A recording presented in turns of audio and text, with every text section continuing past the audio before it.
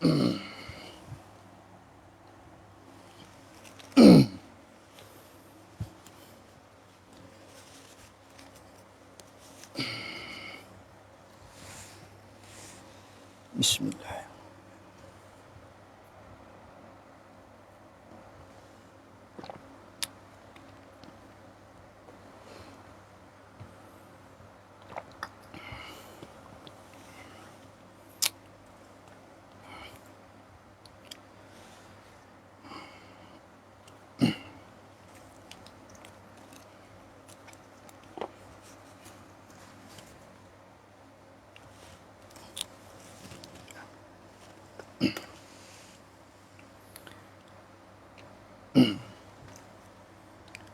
Ya. Baki. Boleh mula deh. Boleh dengar kau, Baki? Suara okey?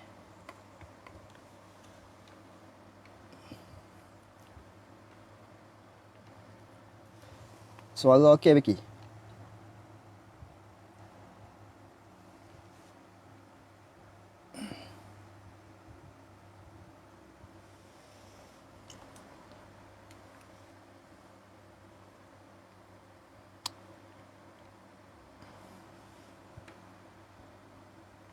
Boleh dengar suara kau, Baki? Boleh dengar suara kau?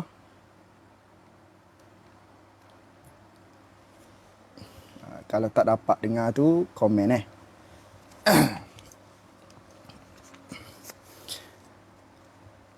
Bismillahirrahmanirrahim. Alhamdulillahi rabbil alamin.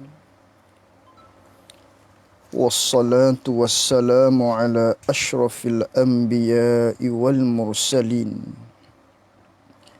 Wa ala alihi wa sahbihi ajma'in. Allahumma fakihna fid din wa 'allimna ta'wilih. Allahumma fakihna fid din wa 'allimna ta'wilih. Allahumma fakihna fid din wa 'allimna ta'wilih. Allahumma nawwir qulubana binuri hidayatika kama nawwaltal arda binurika syamsika abadan abada. Birahmatika ya arhamar rahimin. Rabbi shrah li sadri wa yassir li amri wahlul 'uqdatam min lisani yafqahu qawli. Allahumma salli wa sallim ala sayyidina wa maulana Muhammad. Assalamualaikum warahmatullahi wabarakatuh. Alhamdulillah, bersyukur kita kepada Allah Subhanahu wa taala dengan limpah dan karuniaan daripada Allah dapat kita meneruskan muzakarah kita menerusi kitab Faridatul Faraid, anjuran bagi surau Haji Ismail, di mana barang siapa yang ada sedikit maknanya rezeki, bolehlah membuat sumbangan kepada tabung surau Haji Ismail bagi meneruskan pengajian-pengajian bagi surau tersebut. Alhamdulillah, pada malam ini kita akan sambung lagi muzakarah kita menerusi kitab Faridatul Faraid pada halaman muka surat 17, di mana kata pengarang rahimahullahu ta'ala wa nafa'ana bi'ulumihi wa bi'ulumina fid daraini amin. Kata pengarang rahimahullahu ta'ala, dan wajib i'tiqad bahawa ada bagi Allah Ta'ala tu ialah malaikah. Ni ialah perbicaraan kita berkaitan dengan rukun iman percaya kepada segala malaikat. Di mana ianya merupakan salah satu daripada rukun iman. Yang ialah percaya kepada segala malaikat ini merupakan di bawah tajuk bab sam'iyah. Di mana pada pertemuan kita yang lalu di dalam kitab Faridatul Faraid ini telah kita lalui pada pembelajaran muzakarah kita yang lepas, iaitulah bab uluhiyah dan juga bab an-nubuwah, yang mana ianya menghuraikan berkaitan dengan sifat-sifat Allah Subhanahu wa taala dan juga sifat-sifat Nabi. Maka segala yang kita belajar berkaitan dengan sifat-sifat Allah dan juga sifat-sifat Rasul, itu kesemuanya terkandung di dalam kalimah La ilaha illallah Muhammadur Rasulullah, yang merupakan dua kalimah syahadah tunggak utama bagi kita orang yang beriman kepada Allah Subhanahu wa taala. Maka oleh yang demikian, apabila kita mengakui Allah ialah Tuhan kita, kita mengakui Rasulullah ialah Rasul kita, maka di antara perkara yang didatangkan oleh Rasulullah, oleh Nabi kita Muhammad sallallahu alaihi wasallam, iaitulah di antaranya tentang adanya malaikat. Maka kepercayaan, keimanan terhadap segala malaikat ini ialah merupakan perkara gaib. Perkara yang kita tak dapat nak lihat dengan mata kasar kita malaikat ni. Akan tetapi kita beriman dengan dia. Kita percaya dengan adanya malaikat ni daripada kerana diceritakan, dikhabarkan oleh baginda Nabi kita Muhammad sallallahu alaihi wasallam. Maka oleh yang demikian dinamakan bab ini ialah bab as-sam'iyah. Bab yang mana perkara ni kita tak dapat nak kesan. Kita tak dapat nak lihat dengan mata kepala kita, tapi ianya dikhabarkan oleh Nabi kita Muhammad sallallahu alaihi wasallam. Maka akidah kepercayaan kita terhadap perkara tersebut adalah daripada kerana ianya disampaikan oleh Nabi kita sallallahu alaihi wasallam. Maka oleh itu dinamakan dengan bab sam'iyat. Percaya kepada segala malaikat. Begitu juga percaya kepada segala kitab-kitab. Dan juga percaya kepada hari kiamat, qada dan qadar. Ini berada di bawah tajuk ataupun bab yang dinamakan dengan bab sam'iyat. Jadi kata pengarang rahimahullahu ta'ala, katanya, dan wajib i'tiqad bahawa ada bagi Allah Ta'ala, wajib kita i'tiqad ada bagi Allah Ta'ala adanya malaikat. Asalnya adanya malaikah gitu. Kalau sebut malaikat, tu dalam bahasa Melayu lah, dikatakan malaikat. Adapun dalam bahasa Arab, malaikah.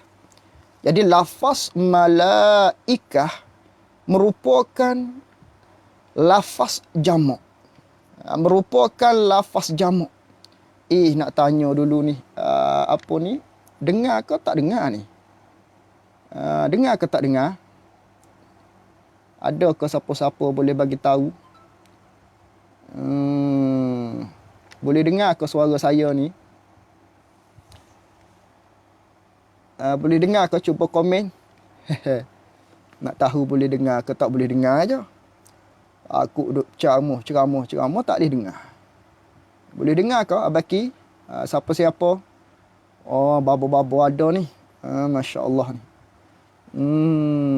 Boleh dengar ke? Boleh komen ke?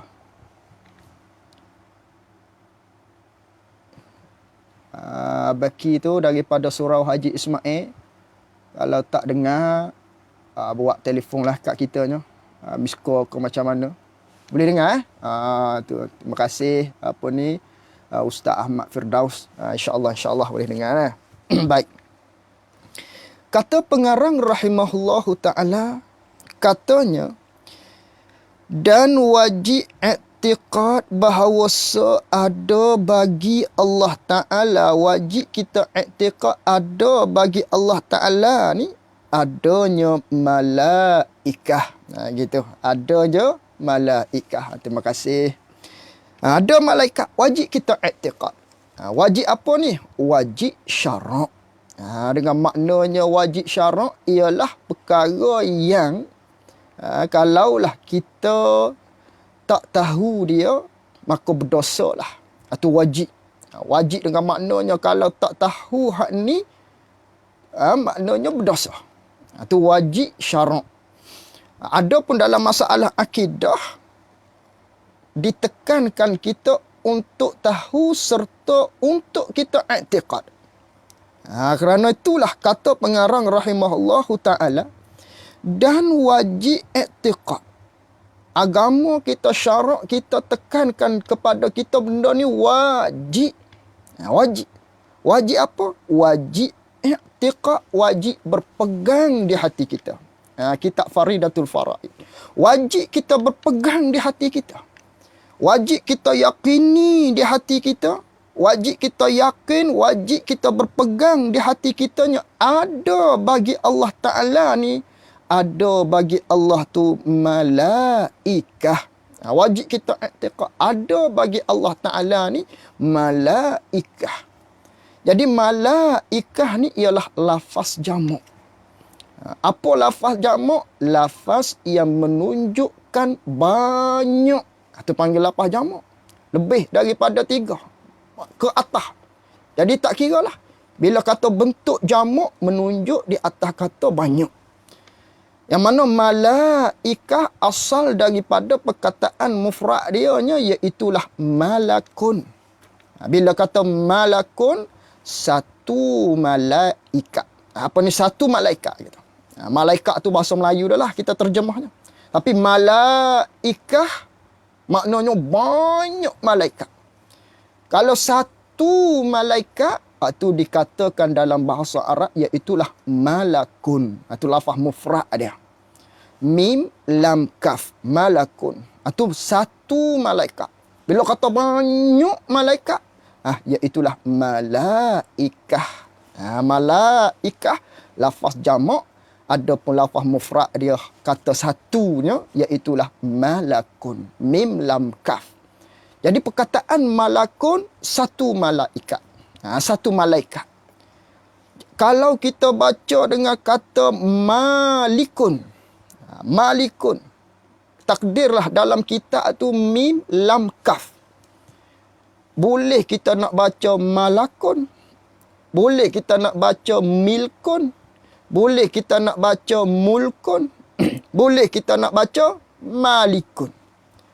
Maka berubah baris, berubahnya makna dalam masalah ni.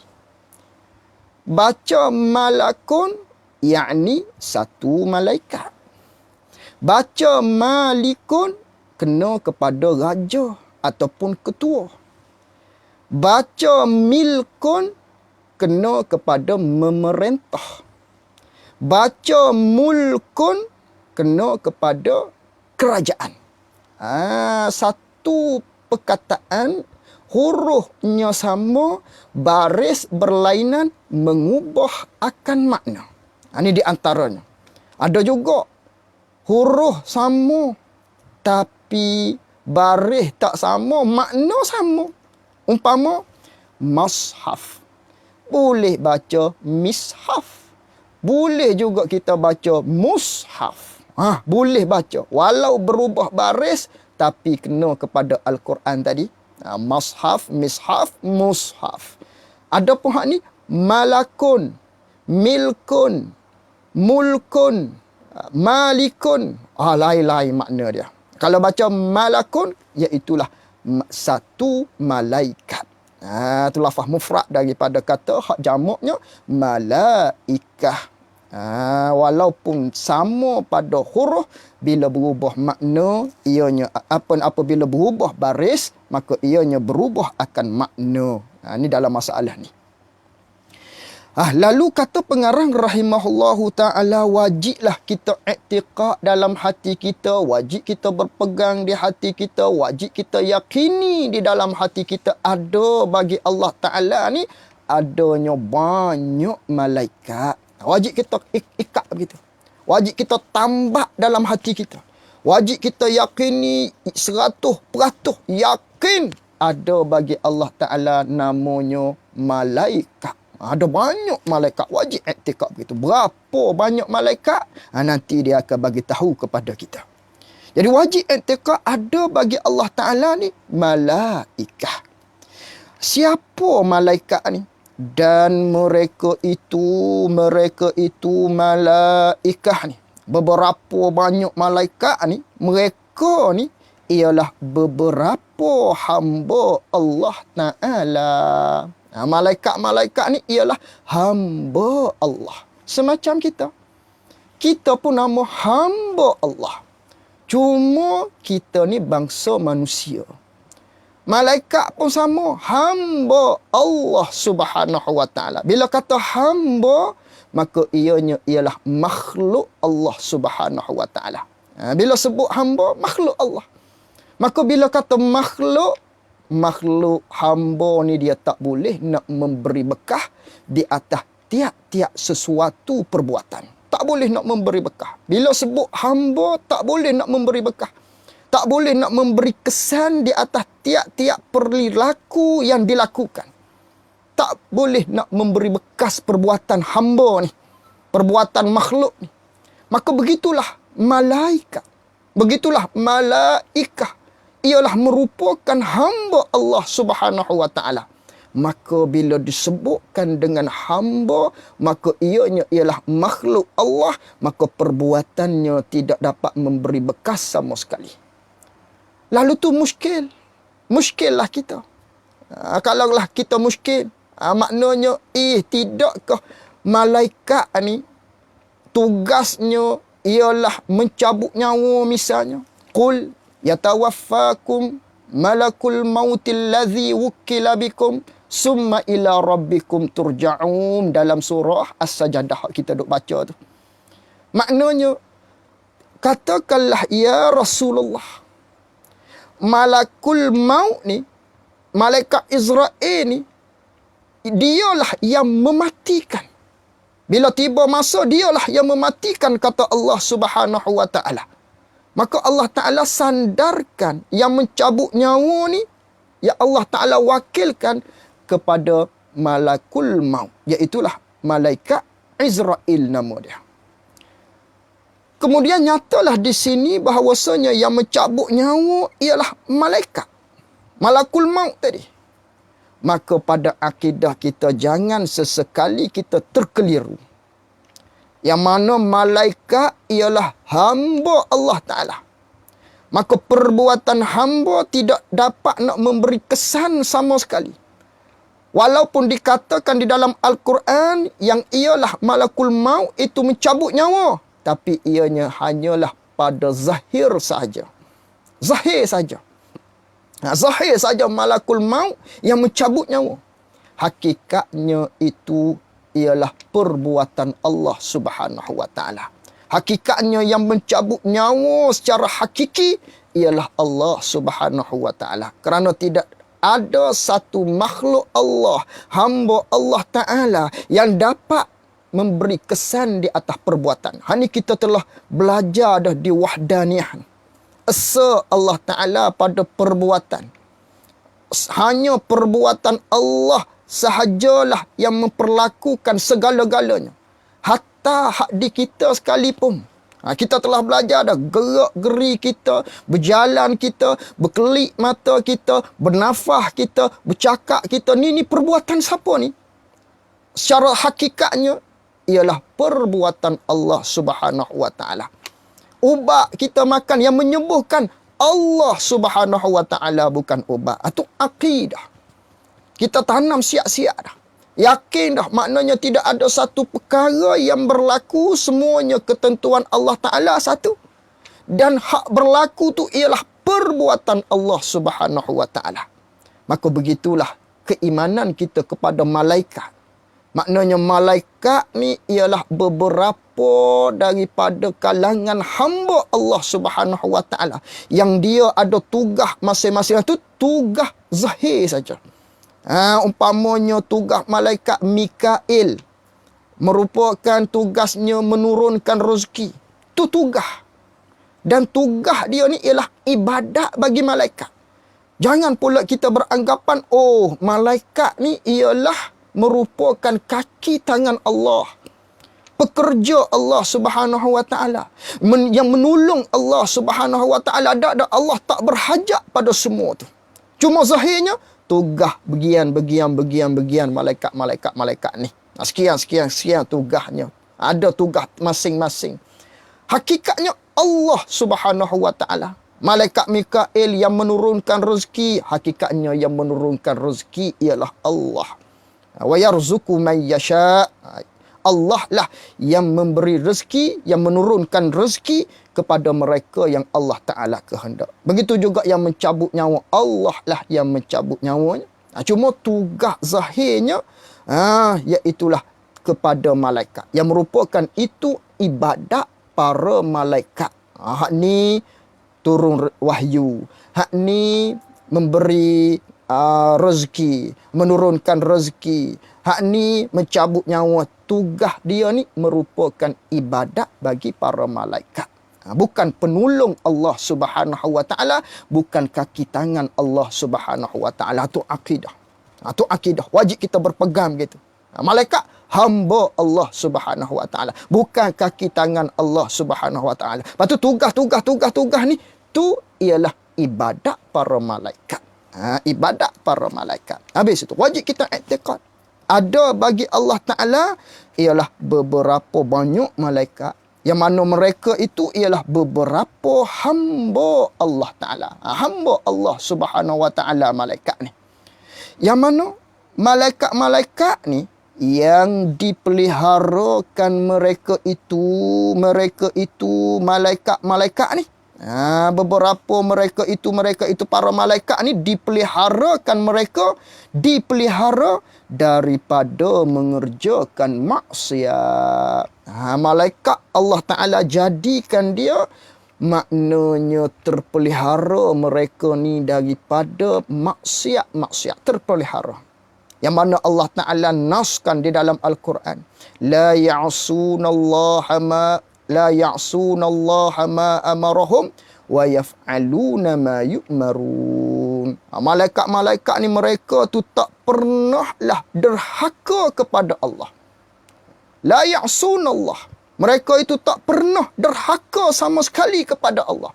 Wa yaf'aluna ma yu'marun. Tapi mereka itu buat apa yang Allah Subhanahu Wa Ta'ala perintah. Tiap-tiap apa yang Allah Ta'ala perintah dia buat, dan dia tak pernah ingkar. Maka malaikat ni maksum. Malaikat ni mereka itu terpelihara daripada segala kemaksiatan ataupun kederhakaan, segala bentuk derhaka mereka ini tidak melakukan. Kerana dibuat oleh Allah Ta'ala, dijadikan oleh Allah Ta'ala malaikat ni sebangsa tu. Sejenis dia, pesing tu dah. Pesing jenis tak derhaka pada Allah, senantiasa taat pada Allah Subhanahu Wa Ta'ala. Itu pesing malaikat. Allah Ta'ala jadikan gitu dah dia ni. Pesing buat taat je kepada Allah. Pesing dia memang takkan derhaka kepada Allah. Itulah malaikat. Kerja dia taat ibadah kepada Allah Subhanahu Wa Ta'ala. Itu malaikat. Mereka tu dipeliharakan daripada mengerjakan maksiat. Lagi sifat malaikat ni, lagi suci mereka itu malaikah. Suci, bersih, tak ada di mereka ni daripada segala sifatan manusia. Yakni daripada segala perangai-perangai manusia. Perangai manusia yang mana? Iaitulah seperti laki-laki dan perempuan. Itu sifat manusia tu. Maka malaikat, hamba Allah Ta'ala jadikan daripada nur ni. Allah Ta'ala jadikan daripada cahaya ni. Dia bukan laki-laki. Dia bukan perempuan. Dia juga tidak tidur. Dia juga tidak makan. Tidak mengantuk. Tidak makan, tidak minum. Tidak buang air dan sebagainya. Tidak ada sifat manusia di dia. Sifat manusia mana? Hak tadi secara umumnya. Ada pun ada juga kesamaan sifat manusia dengan malaikat ni. Apa di antaranya? Umpamanya dia tu berjisim. Kita manusia pun berjisim.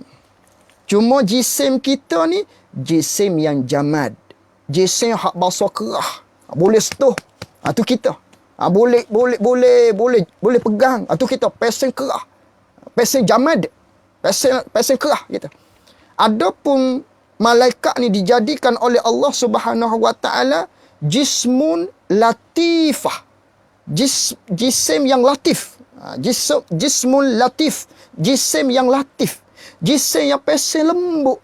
Apa? Daripada nur, daripada cahaya. Itu malaikat. Jisim sama-sama. Maka sama tu. Kita manusia pun jisim. Malaikat pun jisim. Ni kata suci mereka itu. Tak ada di mereka itu malaikat ni sifat manusia. Hak secara umumnya. Yakni seperti makan. Manusia makan. Malaikat tak makan. Manusia minum. Malaikat tak minum. Manusia tidur. Malaikat tak tidur. Manusia ada jantina laki-laki perempuan. Malaikat tidak laki-laki tidak perempuan. Oleh yang demikian, siapa-siapa yang beriktikad, berpegang, dia yakin bahawasanya malaikat ni perempuan, maka hak ni tidak ada khilaf di kalangan ulama. Dia telah jatuh kufur. Kufur tak beriman orang ni. Yang mana dia iktikad malaikat ni ialah perempuan. Kerana apa? Kerana ada nas dalam Al-Quran yang menceritakan puak-puak kafir ni. Dia kata dia i'tiqad wa ja'alul malaikatil ladzina hum ibadur rahmani inatha. Mereka itu menjadikan malaikat ini ialah hamba Tuhan, tapi hamba Tuhan hak mana? Inatha. Yang jenisnya ialah perempuan. Oleh kerana tu, siapa yang i'tiqad malaikat ni perempuan, kufur orang ni. Sebaliknya, i'tiqad malaikat tu lelaki, khilaf di kalangan ulama. I'tiqad perempuan, tidak ada khilaf, kufur. Tidak ada perselisihan ulama terhadap kufur seseorang itu. Semua kata kufur orang yang i'tiqad malaikat itu perempuan. Adapun i'tiqad berpegang malaikat itu ialah lelaki, jantan kita kata, maka pada ketika itu khilaf di kalangan ulama. Kerana tidak ada nas menyatakan hal yang tersebut. Siapa-siapa i'tiqad malaikat itu lelaki, hak ni kata setengahnya fasik dan kata setengah kufur juga. Setengah kata kufur juga. Siapa bilang, siapa i'tiqad, siapa kata berpegang di hati dia lelaki, malaikat-malaikat ni lelaki, kufur kata setengah. Kata setengah berdosa besar, wajib taubat. Akidah dia akidah yang tak serupa. Akidah dia akidah yang menyalahi Quran dan juga sunnah. Akidah tu akidah yang tak betul. I'tiqad lelaki. Tu kisah maknanya malaikat Jibril berupa dalam keadaan rupanya lelaki datang pada Nabi SAW contohnya. Begitu juga malaikat Jibril datang kepada Sayyidatuna Maryam dalam rupanya lelaki. Tu rupa, bukan sifat asal dia. Bukan jenis asal dia yang dijadikan oleh Allah Ta'ala lelaki. Cuma berupa dalam rupa manusia. Dan berupa dalam rupa manusia pun dia berupa dalam rupa lelaki. Tidak ada satu malaikat pun berupa dengan rupa perempuan datang kepada nabi-nabi, rasul-rasul menurunkan wahyu dan sebagainya. Tak ada. Semuanya dalam rupa lelaki. Hatta hak datang kepada Sayyidatuna Maryam sekalipun. Hak mari pada Sayyidatuna Maryam ni, hak nak bagi tahu berita bahawasanya Sayyidatuna Maryam ni akan mengandungkan seorang rasul, iaitulah Nabi Isa alaihi salam, tanpa mempunyai ayah. Seorang rasul ni mumpung tak ada lelaki, tak ada suami, tak ada siapa pun yang pernah sentuh kamu perempuan yang baik, kamu perempuan yang salihah. Pun begitu datang dalam rupa lelaki. Bukan malaikat tu lelaki. Ingat, bukan malaikat tu lelaki, tidak. Cuma berupa dalam rupa manusia, iaitulah lelaki.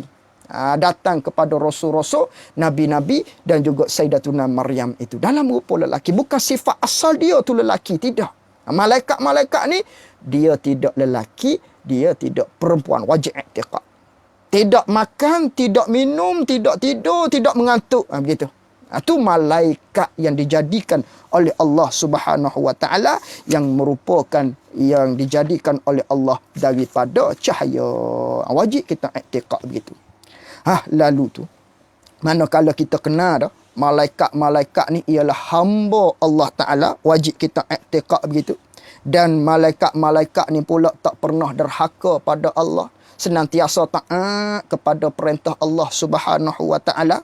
Lagi pula malaikat ni tidak bersifat dengan sifat manusia, tidak jenis makan, tidak pesing jenis minum, tidak pesing jenis lelaki, perempuan, berkahwin dan sebagainya. Tak semua tu. Sebanyak mana malaikat ni? Seolah-olah begitu. Seolah-olahnya menjadi tanda tanya. Sebanyak mana malaikat ni? Kerana tadi dia bagi tahu kepada kita, wajib kita i'tiqad ada bagi Allah Ta'ala ni malaikah. Banyak malaikat. Berapa banyak-banyak tu? Lalu kata pengarang rahimahullahu ta'ala, katanya, dan mereka itu malaikat ni, hak wajib kita i'tiqad tadi tu, mereka ni amat banyak, yakni sangat-sangat banyak malaikat ni. Banyaknya malaikat tu tiada mengetahui dengan bilangan. Tak boleh nak tak tahu nah dengan bilang-bilang berapa tu, tak tahu, tiada mengetahui dengan bilangan. Melainkan melainkan yang mengetahuinya hanya Allah Ta'ala. Jadi malaikat-malaikat ni amat banyak. Tak mengetahuilah dengan bilangan mereka itu malaikat ni, melainkan hak tahunya hanyalah Allah Subhanahu Wa Taala. Banyak sungguh malaikat ni. Wajib kita i'tiqad secara umumnya ataupun secara rawaknya, kita kata malaikat ni kita i'tiqad dia tu banyak. Hamba Allah Ta'ala, Allah Ta'ala jadikan dia ni banyak. Tu malaikat. Banyak malaikat ni. Kata banyak malaikat ni, di antaranya disebut, kalau tak silap, dalam kitab Jauhar Mauhub. Jauhar Mauhub. Dikarang oleh Syekh Wan Ali Kutan kalau tak silapnya. Disebut di sana tiap-tiap air wudu yang kita telah mengambilnya, titisan-titisan tersebut dijadikan oleh Allah Subhanahu Wa Taala malaikat. Allah Ta'ala jadikan malaikat. Dengan titisan-titisan wuduk ni, nak menceritakan banyaknya malaikat. Seramai mana? Sebanyak mana? Seramai mana yang mengambil wuduk? Mengambil wuduk, hak sunatnya, hak tiap-tiap kali nak semayang mengambil wuduk. Tu. Jadi mengambil wuduk tu, kesan-kesan dia, titisan dia, titik-titik air daripada wuduk kita berwuduk ni, Allah Ta'ala jadikan sebagai malaikat. Dan malaikat dia tak mati-mati. Nanti tiupan sangka kala baru mati. Tak bermakna ketika itu betapa banyaknya malaikat ni. Betapa ramanya malaikat ni. Ramai malaikat, tak tahu kita bilangan dia, melainkan Allah Subhanahu Wa Ta'ala. Habis itu. Dan bahawasanya kepala-kepala mereka itu malaikat ni. Kepala-kepala mereka, yakni ketua-ketua mereka, khabarnya 4. Ada 4. Ada 4 malaikat hak jadi ketua-ketua dia. Dah banyak malaikat tadi. Wajib kita i'tiqad ramai malaikat ni. Banyak bilangan dia berapa tak tahu. Hanya Allah sahajalah yang tahu. Dah ramai malaikat ni dia ada ketua dia. Dia ada ketua dia. Siapa ketua dia? 4. 4 malaikat. Mana 4 malaikat yang merupakan kepala-kepala, ketua-ketua bagi segala malaikat-malaikat yang lain ni? Iaitu Jibril. Itu yang pertama. Dan dialah ketua bagi segala ketuanya. Malaikat Jibril. Malaikat Jibril ni tugas dia menurunkan wahyu. Menurunkan wahyu kepada para-para nabi. Menurunkan wahyu pada para-para rasul. Bukan kepada Nabi kita sallallahu alaihi wasallam saja, bahkan pada tiap-tiap nabi yang terdahulu, rasul yang terdahulu, malaikat Jibril inilah yang menurunkan wahyu, yang mengkhabarkan apa-apa berita daripada Allah Subhanahu wa taala. Apa-apa undang-undang yang nak diturunkan, maka dengan wasitah malaikat Jibril inilah, dengan perantaraan malaikat Jibril alaihi salam. Dia ni tugas dia menurunkan wahyu. Dengan kata lain tak, guru kepada para-para nabi, para-para rasul. Itu malaikat Jibril. Dia ketua bagi segala para malaikat. Dan Mikail, ini pun ketua bagi segala malaikat-malaikat yang lain juga ni. Malaikat Mikail, apa tugas dia? Menurunkan rezeki. Dia lah, malaikat Mikail ni lah yang menurunkan rezeki. Dan Israfil, malaikat Israfil, tugas dia meniup sangka kala. Dan Izrail, tugas dia menarik nyawa. Hak kita panggil malakul maut tadi. Malakul maut. Kalau malikil maut boleh juga, tapi kurang tepat. Makna tak lari. Malikil maut, raja ataupun ketua bagi malaikat yang mencabut nyawa. Malikil maut. Boleh juga baca begitu, tapi makna begitulah. Kena kepada malaikat Izrail ni lah. Cuma lebih tepat lagi mengikut Quran, malakul maut, baris atas. Baris atas. Malakul maut. Bukan malikil maut. Tapi makna tak lagi. Malikil maut kita boleh terjemuh dengan kata ketua bagi segala malaikat yang mencabut nyawa. Begitu. Boleh juga. Boleh jugalah. Tu. Tapi yang tepatnya malakul maut. Nama dia Izrail. Itu yang mencabut nyawa manusia. Dan setengah daripada mereka itu malaikat yang amat banyak tadi tu. Sebahagian daripada mereka itu hak banyak-banyaknya, malaikat tu ialah hamalatul arsh. Malaikat hamalatul arsh. Apa hamalatul arsh? Malaikat hamalatul arsh ni arti hamalatul arsh ni ialah beberapa malaikat yang menanggung akan arasy ar-Rahman. Itu malaikat hamalatul arsh. Jadi malaikat hamalatul arsh ni setengah daripada malaikat Allah. Setengah daripada hamba Allah, hak Allah Ta'ala jadikan daripada nur yang ialah malaikat. Maka ada malaikat yang mana dia ni menanggungkan arasy. Jadi dikatakan dengan malaikat hamalatul arsh. Malaikat yang menanggung akan arasy Allah yang ar-Rahman. Tuhan yang pemurah. Arasy Allah. Jadi arasy tu pun makhluk Allah. Makhluk Allah yang paling besar. Yang ialah arasy ni bukan tempat bagi Allah. Yang setengah daripada mereka tu dakwa mengatakan Allah Ta'ala ni berada di atas arasy. Tidak. Arasy ni bukan tempat bagi Allah Subhanahu wa Ta'ala. Cuma dia ialah makhluk Allah Subhanahu wa Ta'ala. Ini telah kita bincangkan pada pertemuan yang telah lama dah berkaitan dengan perbahasan sifat mukhalafatuhu ta'ala lil hawadis. Boleh search di sanalah. Dengar balik. Itu dia. Jadi ada malaikat yang mana dia ni hamalatul arsh, menanggungkan akan arasy yang bernama arasy bagi Tuhan kita yang bernama Rahman. Dan mereka itu hamalatul arsh, malaikat yang memikul yang menanggungkan arash ni. Arah ni makhluk Allah Ta'ala hak paling besar. Ada malaikat hak duk pikunya. Sekarang ini hak duk pikul tu, yang memikul arash ar-Rahman ni, 4 malaikat. Ada 4 malaikat Allah Ta'ala tugaskan memikul arash ar-Rahman ni. Dan pada hari kiamat, 8 malaikat. Pada hari kiamat pula, 8 malaikat. 8 malaikat ditambahi lagi. 4 lagi ditambah, jadi 8 malaikat yang memikul arash. Bila? Apabila bergoncangnya hari kiamat. Kerana teruknya goncangan tadi, hingga dipikul oleh 8 malaikat pada ketika itu. Wa yahmilul arsha rabbika fawqahum yawma idzin thamaniyah. Dipikullah.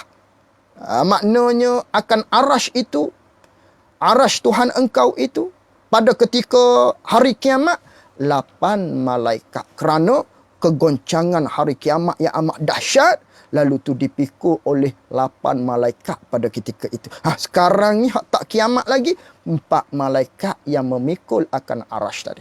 Maka oleh yang demikian, siapa yang i'tiqad Allah berada di atas arash, maka sekaligus bermakna iaitulah malaikat duk pikul Allah. Allah Maha Suci Allah. Tengok salah bertingkat-tingkat kesalahan dia.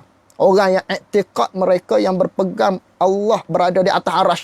Satunya, arash tu makhluk Allah. Maka sebelum adanya makhluk Allah bernama arash ni, di mana Allah?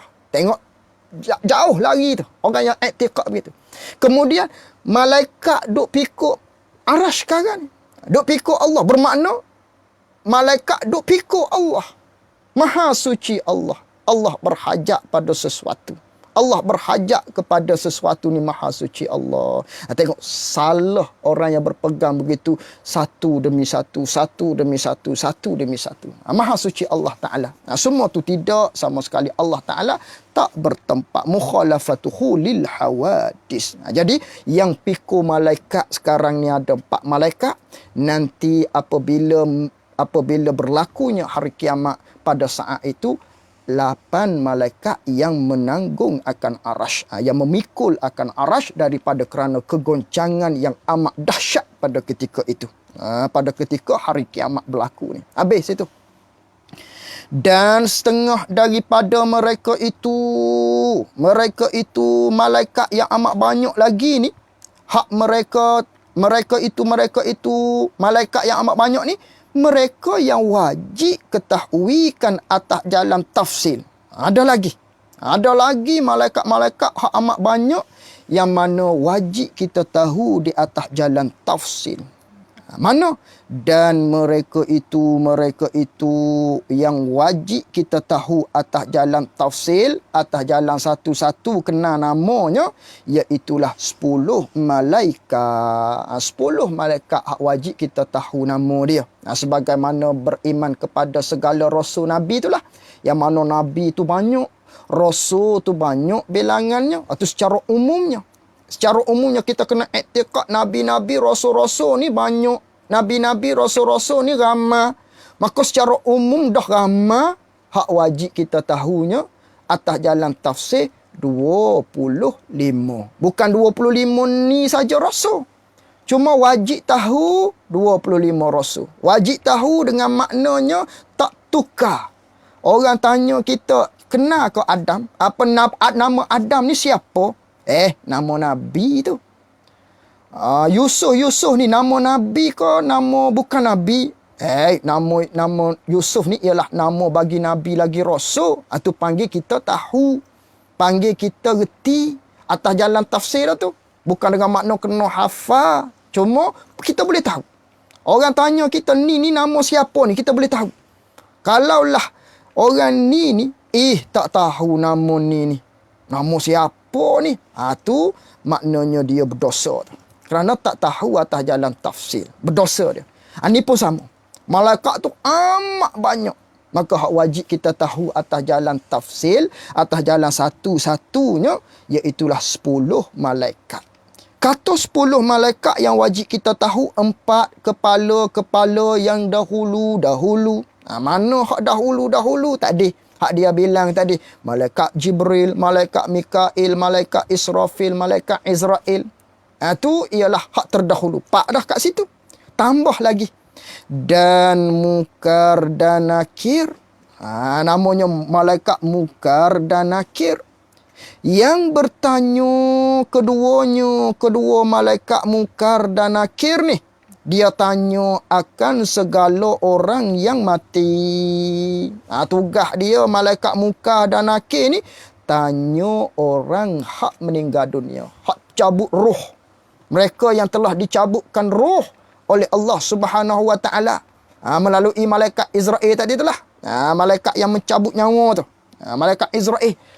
Jadi apabila cabut nyawa dia, sama ada dia tu makhluk hamba Allah Ta'ala bernama manusia ni, apabila dicabut nyawa dengan bahawa meninggal dunia ataupun mati ni, sama ada kubur ke dia ditanam, atau mati dalam kebakaran tidak ada kubur, ataupun mati kena telan kepada oleh gajah, mati kena telan kepada harimau ke, tak kira lah ada kubur tak ada kubur, beriman ataupun tak beriman, maka pada ketika itu malaikat Munkar dan Nakir akan tanya. Tiap-tiap manusia akan ditanya oleh malaikat Munkar dan Nakir.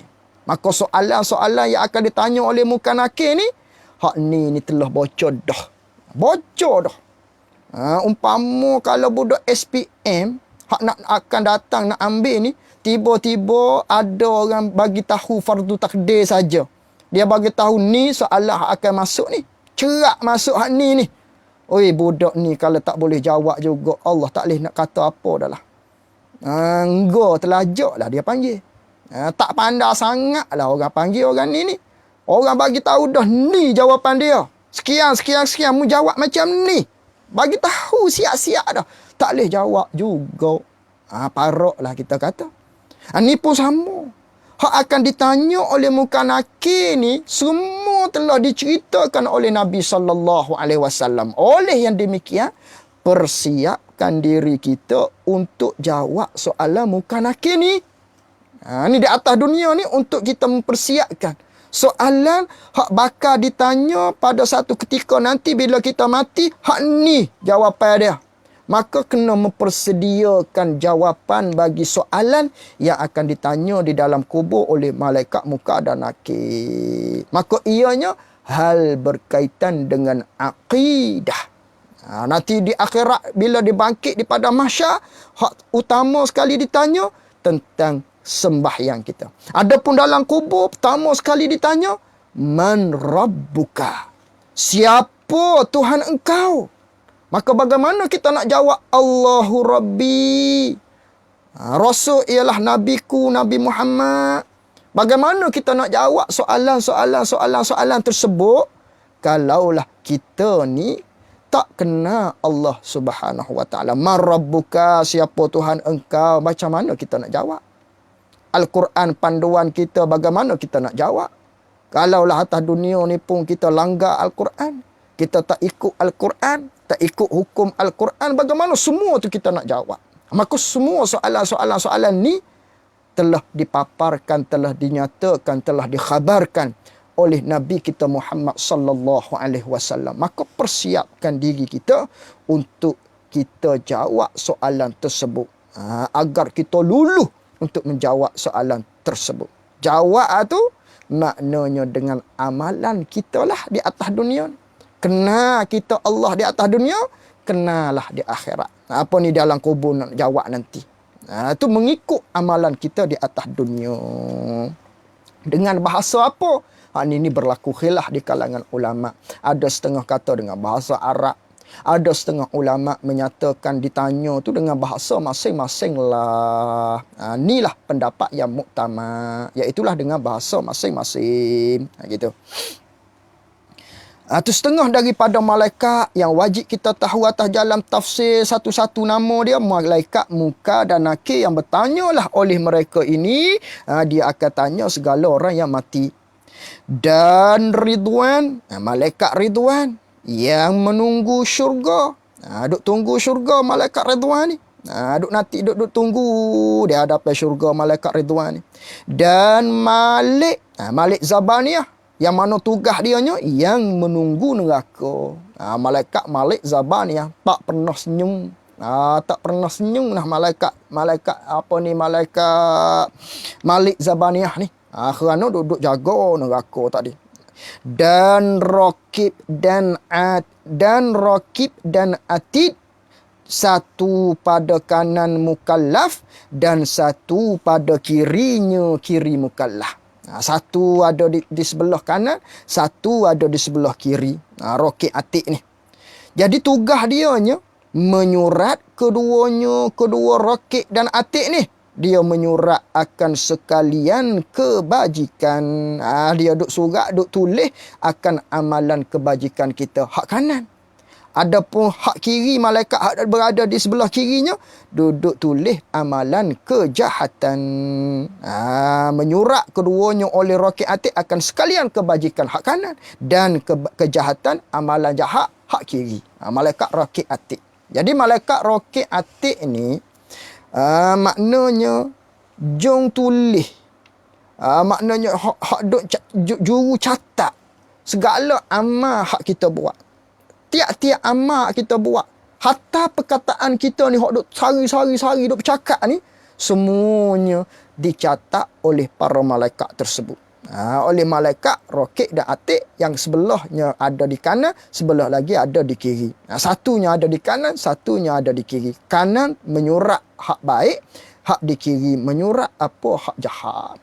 Duk tulis buku amalan ni kita akan baca di hadapan di padang mahsyar kelak. Kita duk baca satu daripada tiap-tiap amal yang kita lakukan di atas dunia. Hatta hak harus kita buat pun semua kita duduk baca di akhirat kelak. Satu persatu kita akan baca tiap-tiap amal yang kita lakukan. Maka pada ketika itulah malu seseorang tadi bila sampai pada masa hak dia nak baca hak jahat ni, malu di hadapan Allah Ta'ala. Dia nak baca ni, Allah, aku buat maksiat pada hari ni sekian. Malu di hadapan Allah Subhanahu Wa Taala. Bahkan maknanya di hadapan Allah, maksud dia di hadapan pengadilan Allah Subhanahu Wa Taala. Atau kita mengaji dah Allah tak bertempat. Maksud dia pada mahsyar, di hadapan Allah, di muka pengadilan. Di muka pengadilan Allah Subhanahu Wa Taala kita akan baca satu persatu. Begitu. Maksudnya begitu. Jadi kita akan baca satu persatu. Bila sampai di amal jahat, tika tu malu. Aku buat jahat tika ni. Situ setelah daripada tu kita akan diperiksa pula. Dineracakan tiap-tiap amal yang kita lakukan tadi. Kalau berat hak baik, maka syurgalah. Berat hak jahat, maka nerakalah. Dan sekiranya bersamaan, kata setengah ulama, masuk ke dalam syurga juga. Walhasilnya, mudah-mudahan kita mendapat syafaat daripada Nabi kita Muhammad sallallahu alaihi wasallam. Tu malaikat Raqib Atid. Habis berkaitan dengan malaikat. Wajib kita i'tiqad ada bagi Allah Ta'ala malaikat. Banyak malaikat. Yang merupakan hamba Allah Subhanahu Wa Ta'ala. Dan wajib i'tiqad bahawasanya ada bagi Allah Ta'ala ni beberapa kitab. Ni bab lain dah. Masuk bab lain pula. Jadi wajib kita i'tiqad lagi. Wajib kita berpegang laginya bahawasanya ada bagi Allah Ta'ala ni beberapa kitab yang diturunkan atas beberapa rasulnya, rasul bagi Allah. Wajib kita i'tiqad ada bagi Allah Ta'ala ni pula beberapa kitab-kitab yang diturunkan kitab ni diturunkan atas beberapa rasul. Yakni melalui perantaraannya malaikat Jibril alaihi salam. Jadi beberapa kitab tu maknanya banyaklah. Lafaz jamak tu beberapa kitab. Maka wajib kita i'tikad ada maknanya bagi Allah Ta'ala ni beberapa kitab yang diturunkan oleh Allah Ta'ala ke atas rasul-rasul, dan rasul-rasul ni menyampaikan undang-undang yang terdapat dalam kitab masing-masing itu kepada umatnya yang masing-masing. Wajib kita i'tikad. Berapa banyak tu? Maka di sini kata ulama ada 104 buah. Ada 104 buah. Hak besarnya iaitulah Zabur, Taurat, Quran, Injil. 4 ni hak besar. Lebih daripada tu 100 lagi tu, hak tu dia panggil suhuf. Seolah-olah kata suhuf ni banding sajalah seperti juzuk-juzuk dalam Al-Quran lah. Ni juzuk pertama, ni juzuk kedua. Atau panggil suhuf. Helaian demi helaian. Atau dia panggil suhuf. Jadi hak besarnya kitab, iaitulah iaitulah hak besarnya Quran, Taurat, Injil, Zabur. 4 ni hak besar. Hak lain-lain suhuf. Jadi ada 104 butir semuanya. Ada 104 buah. Wajib kita i'tikad ada bagi Allah Ta'ala beberapa kitab-kitab yang diturunkan atas beberapa rasul. Setengah daripada beberapa kitab yang diturunkan ke atas rasul ni, setengah daripadanya Taurat. Setengah daripadanya nama dia kitab Taurat. Jadi kitab Taurat ni turun kepada siapa? Kepada Nabi Musa. Diturunkan kepada Nabi Musa alaihi salam. Namanya kitab Taurat. Yang mana hak ni lah maknanya kitab Taurat ni kepada Bani Israel. Hak kita panggil Yahudi sekarang ni. Yahudi ni. Tapi yang ada sekarang ni telah diubah dah. Telah diubah dah, habis semua dah. Tapi asalnya begitulah. Jadi malaikat kitab Taurat kepada Nabi Musa dalam bahasa Ibrani. Dan Injil, kitab Injil bagi Nabi Isa. Kitab Injil bagi Nabi Isa. Kitab Injil ni pula dalam bahasa Suryani. Kitab Injil hak ni kepada Nasrani. Dalam bahasa Suryani kepada puak-puak Nasrani Nabi Isa ni. Umat dia lah, umat dia. Dan Zabur, kitab Zabur kepada Nabi Daud alaihi salam dalam bahasa Kibti. Itu tak tahulah bahasa tu macam mana. Ibrani tu macam mana bahasanya, Kibti macam mana bahasanya, Suryani macam mana bahasanya. Hak tu kita rujuk sejarah-sejarah lah macam mana bahasa dia tu. Dan Quran, ni hak besar ni. Dan Quran bagi Nabi kita Muhammad bagi Nabi kita Muhammad alaihi wa alaihi mussalatu wassalam. Ke atasnya, ke atas Nabi dan ke atas mereka itu, iaitulah Nabi Musa, Nabi Isa, Nabi Daud tadi tu, selawat dan salam rahmat dan kesejahteraan diturunkan ke atas mereka. Itu wajib kita i'tikad ada bagi Allah Ta'ala beberapa kitab-kitab, banyak kitab-kitab. Maka dalam banyak-banyak kitab tadi, setengah daripadanya kitab Taurat kepada Nabi Musa, kitab Injil kepada Nabi Isa, kitab Zabur kepada Nabi Daud, Al-Quran kepada baginda Nabi kita Muhammad sallallahu alaihi wasallam. Cuma sedikit info, maknanya dalam kebanyakan kitab-kitab ni hak diturunkan oleh Allah Ta'ala ni, banyaknya diturunkan pada di bukit.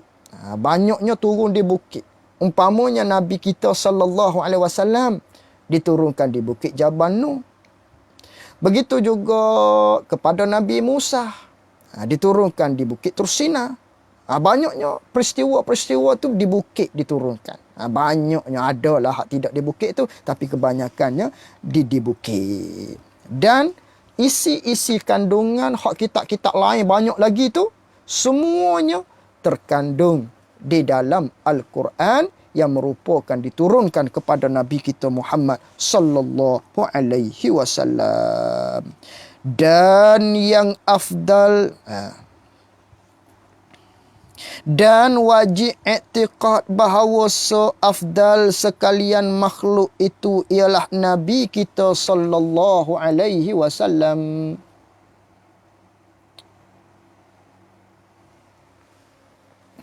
Dan wajib i'tiqad bahawasanya afdal sekalian makhluk ni.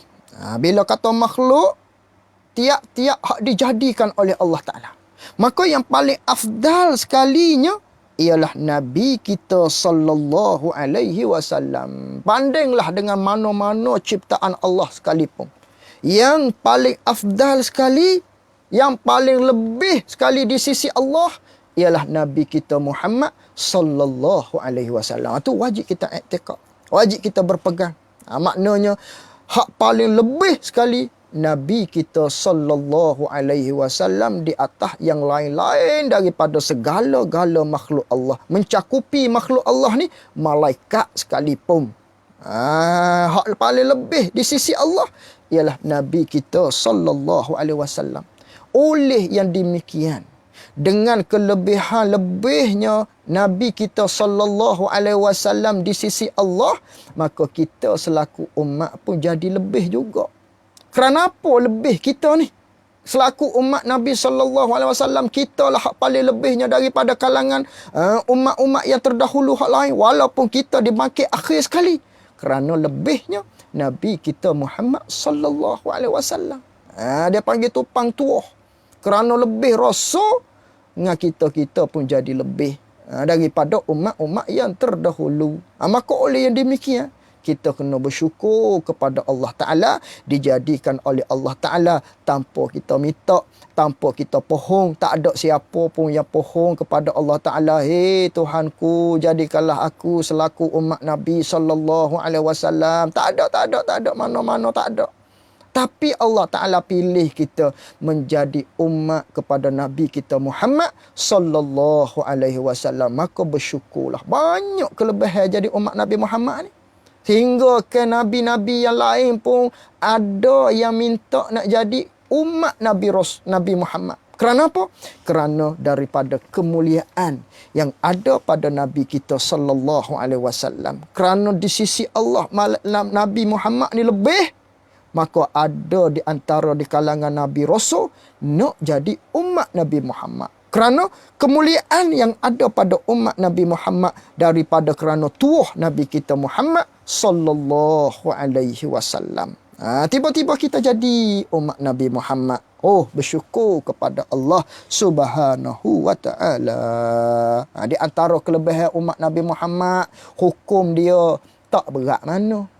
Hukum umat yang terdahulu buat silap selalu dihukum. Selalu nak dihukumnya. Tapi umat Nabi Muhammad dah berada di dalam kemaafan Allah Subhanahu wa ta'ala. Ini umat Nabi Muhammad sallallahu alaihi wasallam. Kemudian pula hak mula-mula masuk syurga umat Nabi Muhammad setelah mana Nabi kita terdahulu masuk dalam syurga, diikuti dengan umat dia setelah daripada tu.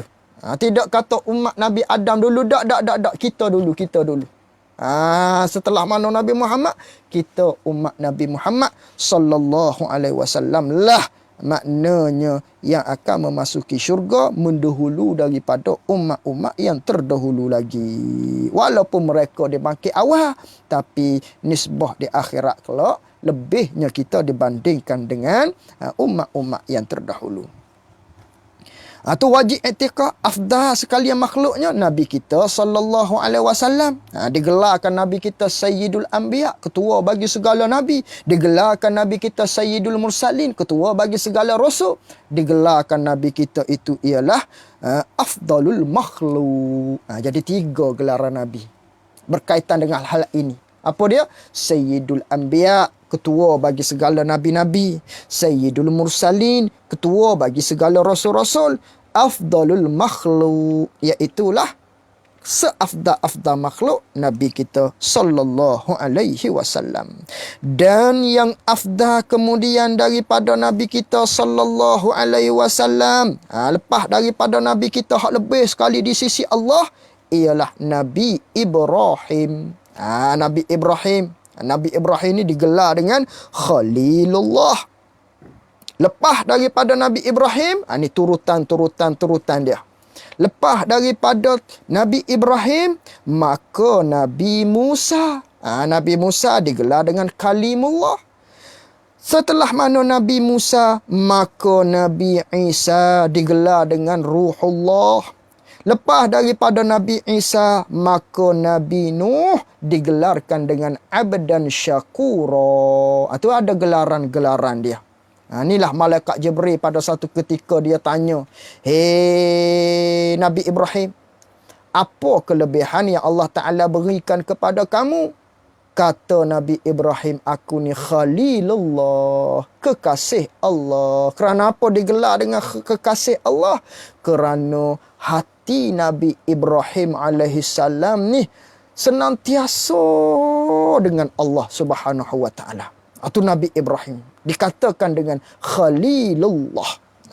Sebab hati dia 100% dengan Allah. Hingga kan apabila Nabi Ibrahim ini mendapat anak, kisah dia Ismail tu, Allah Ta'ala perintah supaya dipisahkan. Maknanya Nabi Isa ni, Nabi Isa pula dah, Nabi Ismail ni anak dia ni, supaya pergi kepada siapa? Ibu dia tu. Kepada ibu dia, letak pada satu tempat di Baitillah, duduk situ. Nabi Ibrahim dah tak bersama-sama dengan Nabi Ismail, tak tengok membesar dia macam mana hari demi hari, hari demi hari, tak. Ini Nabi Ibrahim digelarkan dengan Khalilullah. Hatinya sentiasa dengan Allah Subhanahu Wa Taala. Allah perintah kepada dia begitu. Kemudian setelah mana besar, bertemu dengan Nabi Ismail, diperintahkan pula supaya sembelih. Supaya sembelih dijadikan korban. Ketika itu ikut lagi perintah Allah. Tengok Nabi Ibrahim ni betapanya dia hatinya kepada Allah Subhanahu wa taala. Maka pada ketika itu banyaklah peristiwa-peristiwanya ditukar. Ditukar Nabi Ismail tadi. Ini nak menceritakan kepada kita gelaran Nabi Ibrahim tadi dengan Khalilullah, kekasih Allah. Lalu tu malaikat Jibril tanya lagi kepada Nabi Musa, apakah kelebihan yang ada pada diri kamu? Apakah yang Allah Ta'ala berikan kepada kamu daripada kelebihan? Kata Nabi Ibrahim, kata Nabi Musa, aku ni kalimullah. Kelebihan akunya dapat bercakap dengan Allah Subhanahu wa taala. Tu kalimullah. Itulah Nabi Musa. Kemudian pula Nabi Isa, apa kelebihan kamu? Dia kata Ruhullah. Aku ni ruh Allah. Bukan maksud ruh Allah Ta'ala ni Allah ada ruh. Tidak. Bukan dengan makna tu. Jangan kita faham macam tu. Maksud ruh Allah ni maknanya Allah Ta'ala menjadikan Nabi Adam pula dah. Allah Ta'ala menjadikan Nabi Isa alaihi salam tanpa mempunyai seorang bapa. Seolah-olah kata direct Nabi Isa ni. Nabi Isa ni digelarkan dengan Ruhullah, bukan Ruh Allah. Tidak tu, jangan kita salah faham. Tu dengan makna begitu. Allah jadikan direct kepada Nabi Isa alaihi salam tanpa mempunyai seorang bapa. Tu maksud dia digelar begitu. Kemudian tanya malaikat Jibril, apa kelebihan yang ada pada kamu, hei Nabi Nuh? Maka kata Nabi Nuh, aku ni abdan syakura, hamba yang banyak bersyukur pada Allah. Tanya pula Nabi kita sallallahu alaihi wasallam, Nabi kita kata, aku ni orang yatim, anak yang yatim, yang tidak mempunyai ayah, tidak mempunyai ibu. Ini tawaduknya Nabi kita sallallahu alaihi wasallam. Dan yang 5 ini Nabi kita sallallahu alaihi wasallam, Nabi Ibrahim, Nabi Musa, Nabi Isa, Nabi Nuh, 5 inilah dinamakan mereka itu, digelarkan mereka itu dengan ulul azmi. Apa ulul azmi ni? Mereka yang banyak terima ujian. Hak banyak terima ujian. 5 ni Nabi kita sallallahu alaihi wasallam yang pertama sekali. Kerana Nabi kita ni masa sebelum daripada jadi Nabi dikatakan, digelar dengan Al-Amin. Orang yang amanah, orang yang cukup amanah. Hingga-hinggakan barang-barang orang-orang pada ketika itu diberi kepada Nabi kita sallallahu alaihi wasallam supaya disimpan dalam rumahnya. Amanahnya Nabi kita. Tapi manakala dilantik jadi Rasul, umur 40, diperintahkan oleh Allah Ta'ala supaya berdakwah kepada mereka hak di sekeliling terlebih dahulu daripada kalangan keluarga. Cerita aku ni rasul, aku ni nabi. Cerita kita kena tauhidkan kepada Allah, beriman kepada Allah, kena sembah Allah. Pada ketika itu ujian yang datangnya daripada bapa saudara sendiri, iaitulah Abu Lahab. Celaka dia kata. Lalu tu turun ayat, tabbat yada abi lahabin. Celakalah Abu Lahab itu. Allah Ta'ala balah lalu. Nabi tak ada balah. Malaikat apa ni, Allah Ta'ala yang balah. Tabbat yada abi lahabin wa tab. Celakalah Abu Lahab ni. Maknanya betapa banyaknya kesusahan, ujian yang diterima oleh Nabi kita sallallahu alaihi wasallam. Dikatakan gila dan sebagainya dalam dakwah misi Nabi kita sallallahu alaihi wasallam untuk mengajak umatnya menyembah Allah Subhanahu wa taala. Sebab tu digelarkan dengan ulul azmi. Nabi Ibrahim dengan kesusahan dia. Nabi Ibrahim kesusahan dia. Kesusahan dia. Nabi Isa kesusahan dengan umat dia pada ketika itu. Nabi Isa dengan Fir'aun kesusahan dia. Nabi Daud dengan umat dia. Begitulah seterusnya digelarkan dengan ulul azmi.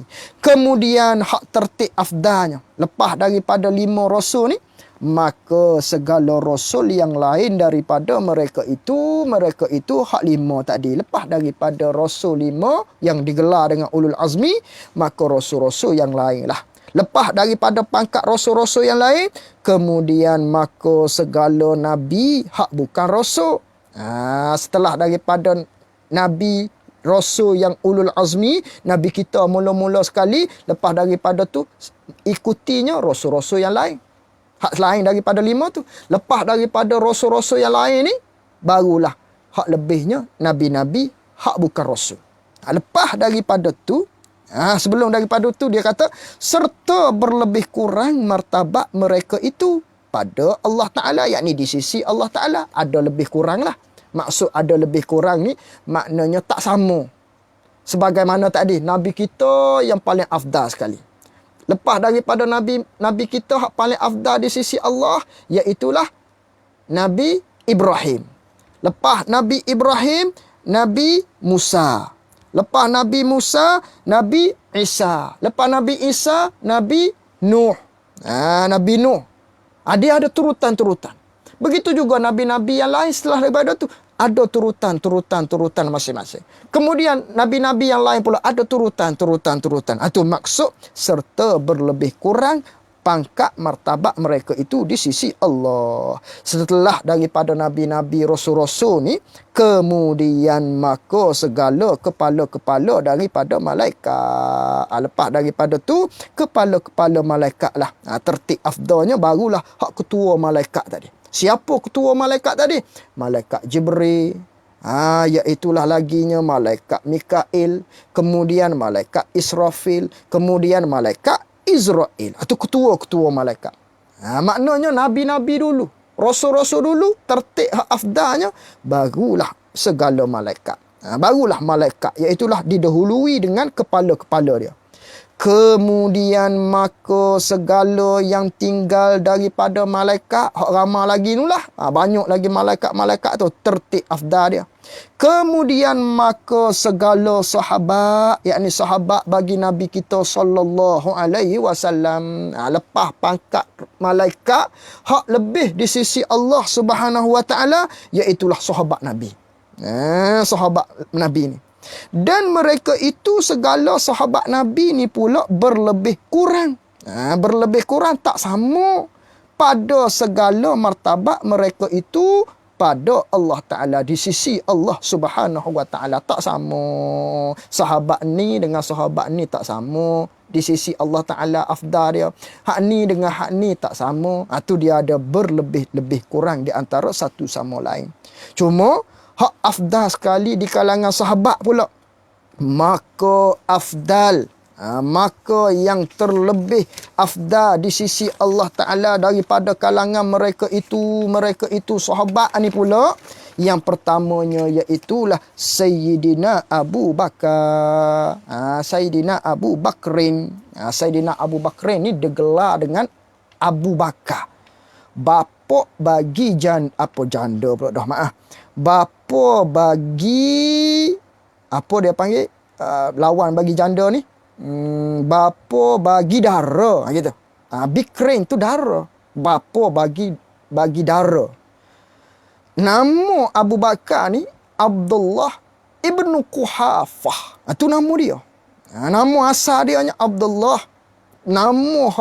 Nama bagi Sayyidina Abu Bakar ni, Abu Bakar tu gelar. Nama dia Abdullah bin Quhafah. Cuma digelar dengan Abu Bakar, bapa bagi dara. Sebab apa digelar dengan bapa bagi dara ni? Kerana anak dia Sayyidatuna Aisyah radhiyallahu anha yang mulia, ibunda kita semua ni, ummahatil mukminin.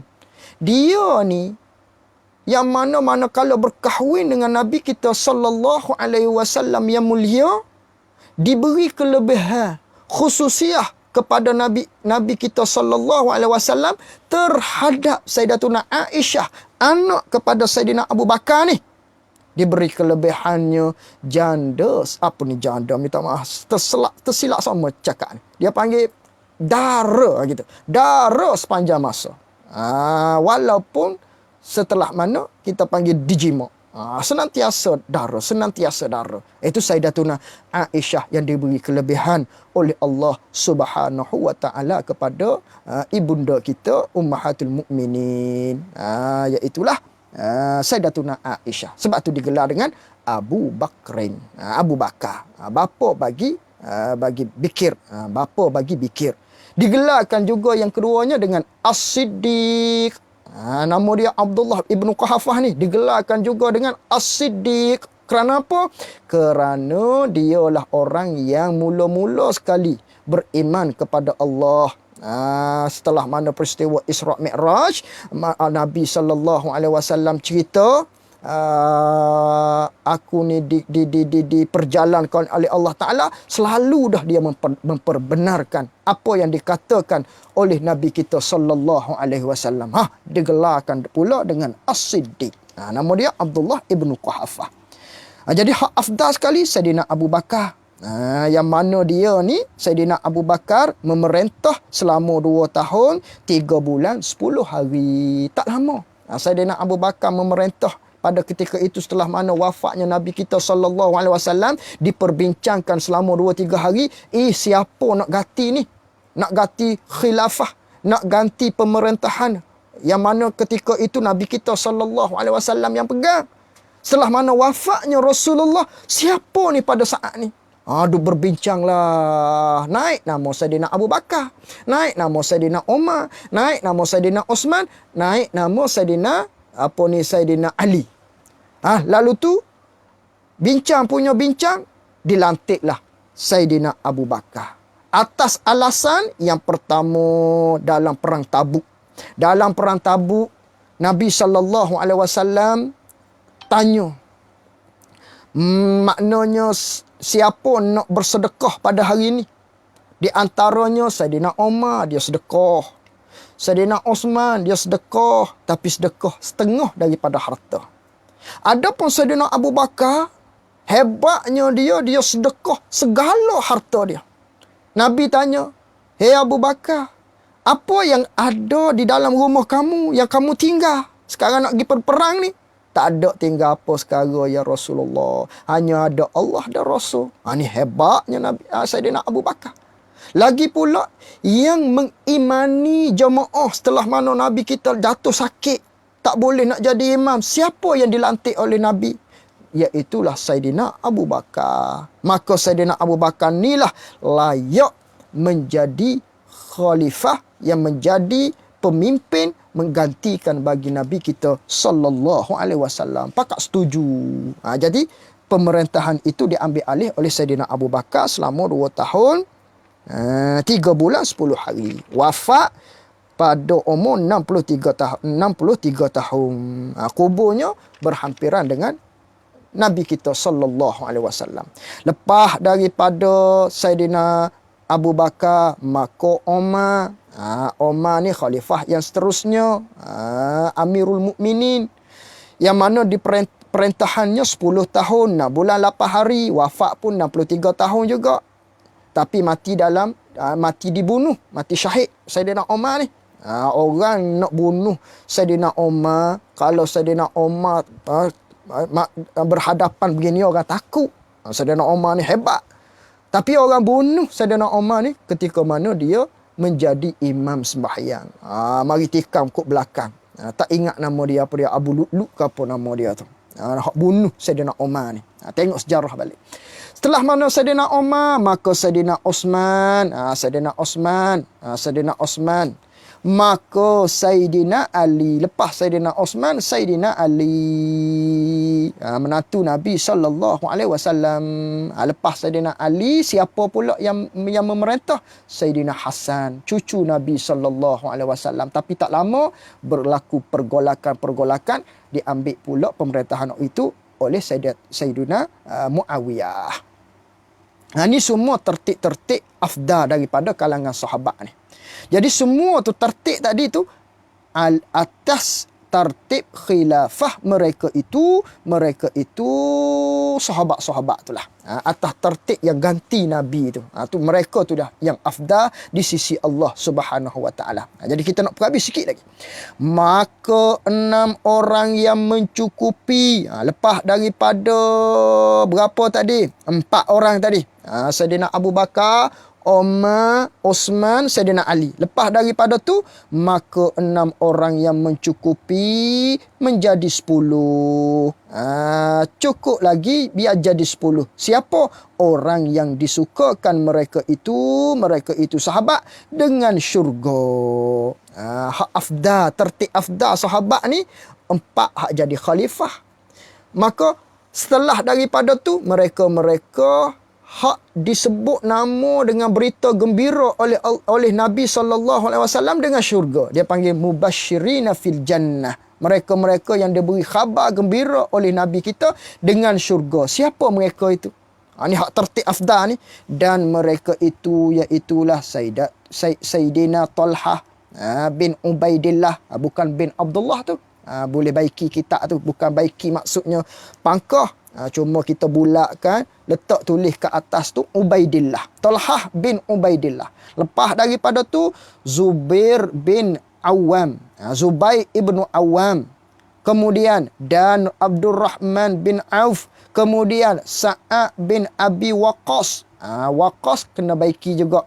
Waqqas dengan sa'. Bukan dengan sin. Kalau dalam kitab Jawi, dengan sin dia tulis. Waqqas. Bukan Waqqas. Sa'. Dan Sa'id bin Zaid.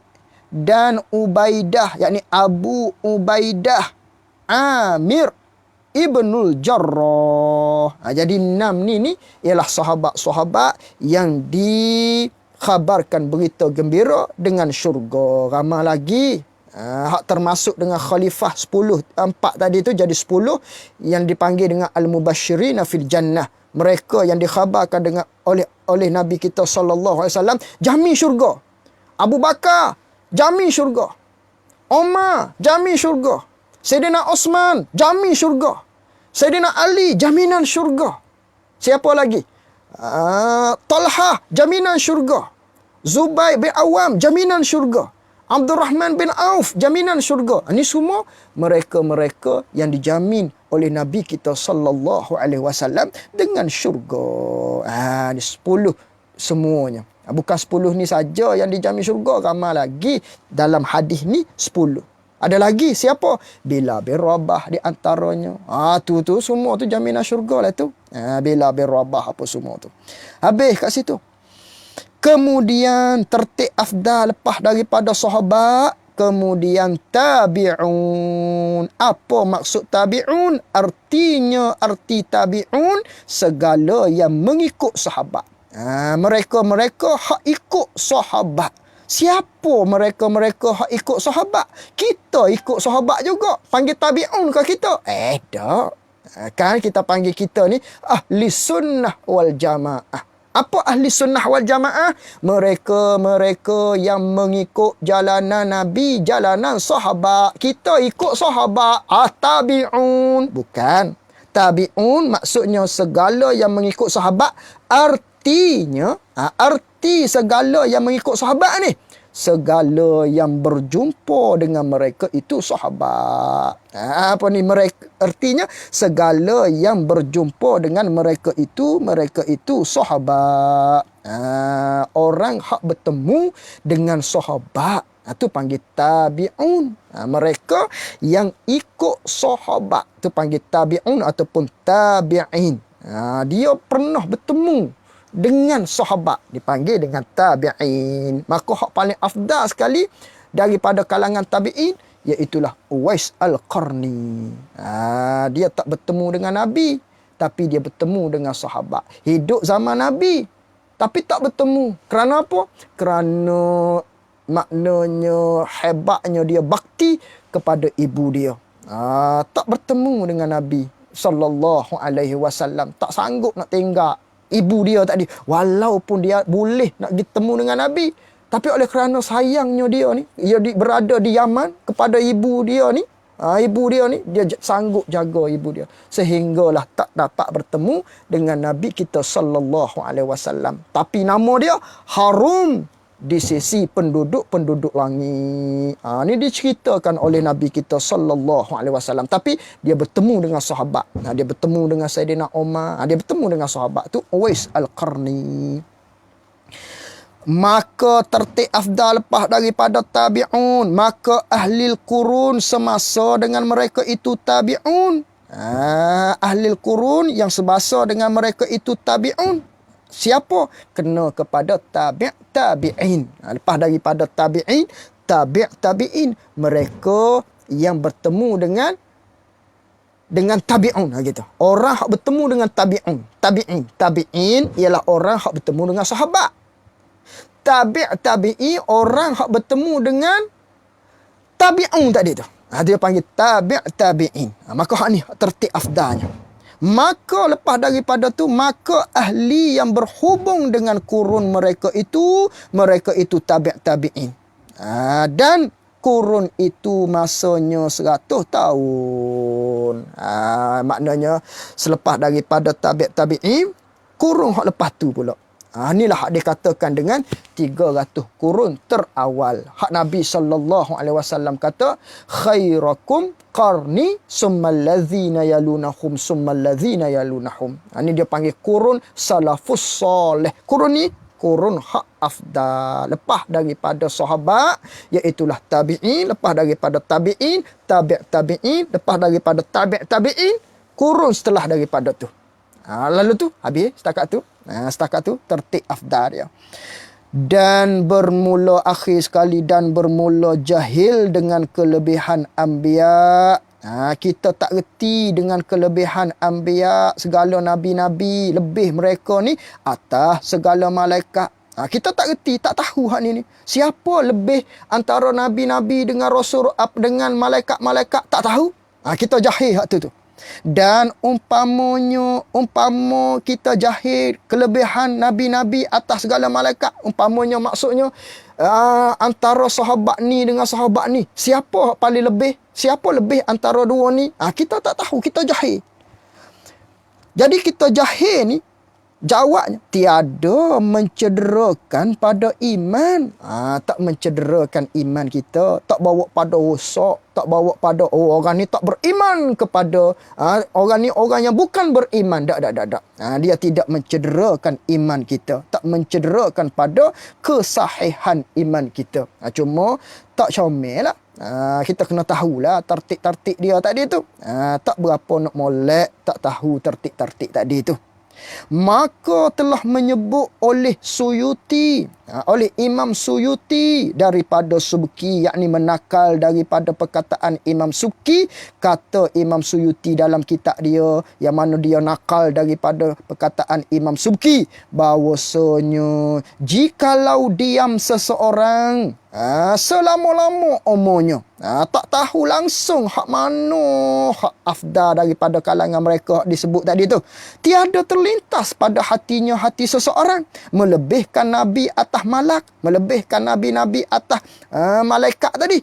Ketika itu nascaya tiada menanya oleh Allah Ta'ala daripada seseorang yang jahil itu. Tak tanya di dalam akhirat. Allah Ta'ala tak tanya. Hak ni tak mencederakan akidah kita. Sekiranya kita tidak tahu tertib afdal. Hak mana antara Nabi dengan malaikat.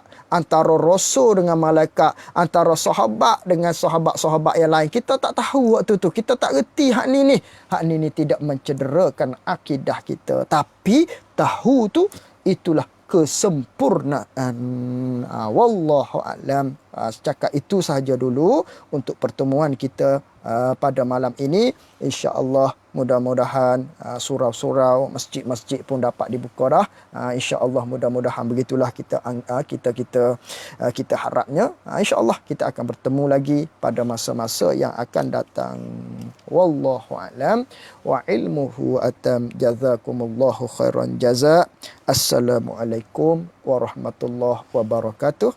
Terima kasih banyak-banyak sahabat-sahabat, guru-guru yang dikasihi oleh Allah Subhanahu wa taala.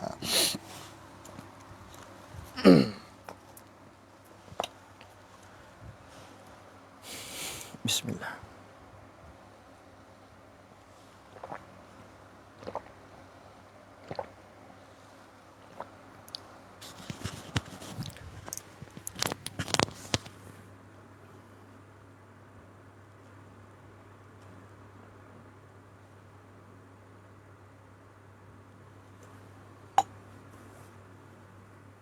Terima kasih.